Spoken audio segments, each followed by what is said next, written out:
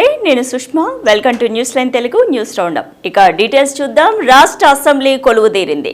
మంగళవారం ఉదయం assembly budget సమావేశాలు ప్రారంభమయ్యాయి. తొలి రోజున దివంగత ఎమ్మెల్యే లాస్య నందిత మృతికి సీఎం రేవంత్ రెడ్డి సంతాప తీర్మానం ప్రవేశపెట్టారు. దీంతో ఎమ్మెల్యేలు ఏకగ్రీవంగా ఆమోదించారు. ఈ సందర్భంగా రేవంత్ రెడ్డి మాట్లాడుతూ సాయన్న కూతురిగా రాజకీయాల్లోకి వచ్చి సేవ చేయాలనుకున్న లాస్య నందిత ప్రమాదంలో చనిపోవడం బాధాకరమన్నారు.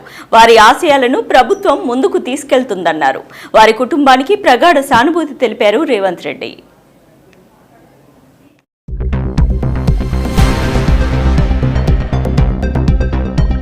కుమారి లాస్యనందిత కూడా ప్రజా జీవితంలోకి వచ్చి వారు బ్రతుకున్నప్పుడే వారు కార్పొరేటర్గా, ఆ తర్వాత వారి తరఫున వారిని నమ్ముకున్న ప్రజల కోసం వారు శాసనసభ్యురాలుగా ఎన్నికై ప్రజా జీవితంలోకి వచ్చి కష్టపడి పనిచేయాలన్న ఆలోచనతోటి వారు ప్రజా జీవితంలోకి వచ్చారు.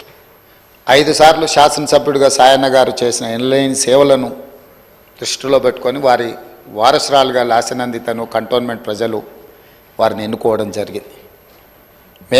మనమందరం కూడా 37 సంవత్సరాల చదువుకున్న ఒక యువతి, వెనుకబడిన సామాజిక వర్గాల నుంచి చైతన్యంతో ప్రజలకు సేవను అందించాలని ముందుకు వచ్చినప్పుడు మనందరం కూడా మహిళా సాధికారత కోసం ఎదురు చూస్తున్న వాళ్ళం. ఆ మహిళల తరఫున ప్రజాప్రతినిధి ఇక్కడికి వచ్చి సమస్యల పట్ల వారు చిత్తశుద్ధితో ఈ సభలో పోరాడతారని మనం అందరం భావించాం. కానీ ఔటర్ రింగ్ రోడ్లో వారు ప్రయాణం చేస్తున్న కారు ప్రమాదానికి గురై వారు మరణించడం జరిగింది. వారిని ప్రమాదం నుంచి హాస్పిటల్కు తీసుకెళ్తే అప్పటికే తలకు తీవ్రమైన గాయమై వారు మరణించిందని చెప్పి డాక్టర్లు చెప్పడం జరిగింది. వాస్తవంగా ఆ కుటుంబము ప్రజలతో ఉన్న సత్సంబంధాలు కంటోన్మెంట్ ప్రాంతంలోనే కాకుండా జిహెచ్ఎంసి పరిధిలో ఎవరిని అడిగినా కూడా ఆ కుటుంబం యొక్క ప్రజలతోనే ఉన్న సత్సంబంధాలు, ప్రజా సమస్యల మీద వారు చేసిన ప్రయత్నాలు ఎవరైనా చెప్తారు. కానీ దురదృష్టవశాత్తు ఎలివేటెడ్ కారిడార్ల అనుమతి, అదేవిధంగా కంటోన్మెంట్ ప్రాంతాన్ని జిహెచ్ఎంసిలో కలపడానికి అనుమతి వచ్చే సమయానికి వారు లేరు.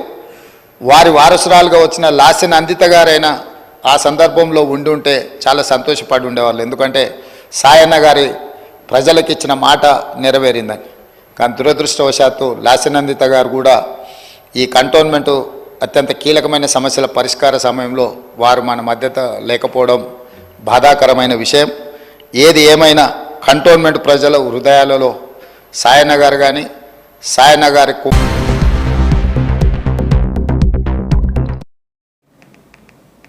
సాయన్న మరణించిన ఏడాదిలోపే లాస్యనందిత చనిపోవడం విషాదకరమన్నారు ఎమ్మెల్యే కేటీఆర్. ఈ సందర్భంగా ఆయన కాస్త ఎమోషనల్ అయ్యారు. సాయన్న మాదిరిగానే ప్రజాసేవ చేయాలనుకుంటే విధి పగబట్టిందన్నారు కేటీఆర్. కానీ నిజంగా కొన్ని సందర్భాలు ఎట్లా ఉంటాయి అధ్యక్ష అంటే, ఇప్పుడు సాయన్న గారి కుటుంబాన్ని చూస్తూ ఉంటే విధి నిజంగానే వారి మీద పగబట్టిందేమో అన్నంత తీవ్రంగా ఒకే ఒక్క సంవత్సరంలో మరి అటు సాయన్న గారు దుర్మరణం పాలు కావడం, ఆ తర్వాత అనుకోని మరి మమ్మల్ని అందరినీ కూడా విస్మయపరుస్తూ దిగ్భ్రాంతికి గురి చేస్తూ లాస్యనందిత గారు కూడా ఈ రోడ్ యాక్సిడెంట్లో చనిపోవడం, ఇవన్నీ కూడా అత్యంత ఆవేదన కలిగించే అంశాల అధ్యక్ష. ఒకటే ఏడాది లోపల అటు తండ్రి ఇటు కూతురు చనిపోవడం అంటే ఆ కుటుంబంలో ఎంత విషాదం ఉంటుందో మనం ఊహించవచ్చు అధ్యక్ష. కానీ చాలా చురుకైన అమ్మాయి అధ్యక్ష. ఆనాడు కార్పొరేటర్గా జిహెచ్ఎంసీలో పనిచేసిన, తదనంతరం సాయన్న గారు కొంత ఆరోగ్యం బాగలేకుండా అధ్యక్ష, బాగా డయాబెటీస్ ఎక్కువై చివరికి లెగ్ యాంపిటేట్ చేయాల్సిన పరిస్థితి వచ్చినప్పుడు కూడా ఒకవైపు నందిత, మరొక వైపు నివేదిత, ఇద్దరు అమ్మాయిలు పాపం ఆయనతో ఎల్లవేళలా ఎక్కడికి ఏదైనా మీటింగ్కి వచ్చినా, ఆఫీస్కి పోయినా, మంత్రులను కలిసేదున్నా లేదా అధికారులను కలిసేదున్నా ఇద్దరు అమ్మాయిలు కుడి భుజం ఎడమ భుజం మాదిరిగా ఆయనకి 2 వైపులా ఉండి తీసుకొని పోయేవాళ్ళు అధ్యక్ష. మా దగ్గర కూడా చాలాసార్లు ముగ్గురు కలిసే వచ్చేది. బాధాకరం ఏమంటే సరిగా గెలిచిన కొద్ది కాలానికే మరి నల్లగొండలో మా పార్టీ సభ ఒకటి జరుగుతూ ఉంటే అక్కడికి నందిత గారు కూడా రావడం జరిగింది. ఆ రోజు కూడా రోడ్ యాక్సిడెంట్ అయింది. తన కారుకి పూర్తి స్థాయిలో ధ్వంసమై అమ్మాయి స్వల్ప గాయాలతో బయటపడ్డా కూడా మరి చాలా ఇబ్బంది పడ్డది అధ్యక్ష, చాలా మనోవేదనకు కూడా గురైంది. తదనంతరం వాళ్ళ ఇంట్లో కూడా ఒక చిన్న యాక్సిడెంట్ అయింది. వరుసగా ఏదో పగబట్టినట్టే నల్లగొండలో ప్రమాదం, తర్వాత అక్కడ లిఫ్ట్లో ప్రమాదం, ఆ తర్వాత మళ్ళీ అనుకోకుండా ఈ ఓఆర్ఆర్ మీద జరిగిన రోడ్ యాక్సిడెంట్లో అమ్మాయి మరణించడం జరిగింది అధ్యక్ష. మేము ఆ రోజు పార్టీగా మాట ఇచ్చి సాయన్న గారి కుటుంబం మా కుటుంబమే అని చెప్పి ఆనాడు సాయన్న గారి తర్వాత లాస్య నందిత గారికి పార్టీ అవకాశం ఇచ్చింది అధ్యక్ష. అమ్మాయి గెలిచింది. దురదృష్టవశాత్తు ఏడాది లోపలే అమ్మాయి మరణిస్తే తిరిగి వారి సోదరి నివేదిత గారికి మొన్న జరిగిన ఉప ఎన్నికల్లో కూడా అవకాశం ఇచ్చింది అధ్యక్ష పార్టీ నాయకత్వం కేసీఆర్ గారు.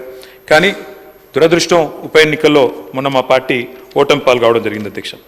నిజంగా కల్లో కూడా అనుకోలేదు. చురుకైన ఒక నాయకురాలు, మంచి వ్యక్తిత్వం, మంచి విద్యార్హతలు కలిగిన ఒక మహిళ ఈ శాసనసభలో అడుగుపెట్టిందని చెప్పి సంతోషపడ్డాం.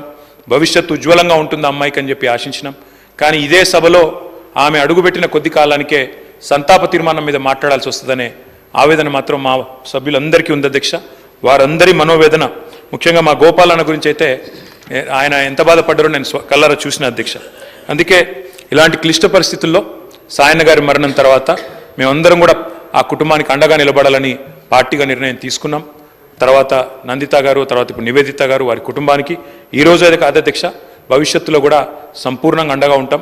ఈ సంతాప తీర్మానాన్ని పూర్తిగా బలపరుస్తూ ఆ కుటుంబానికి మనోధైర్యం భగవంతుడు ప్రసాదించాలని, లాస్య నందిత గారి ఆత్మకు శాంతి చేకూరాలని ప్రార్థిస్తా ఉన్నది.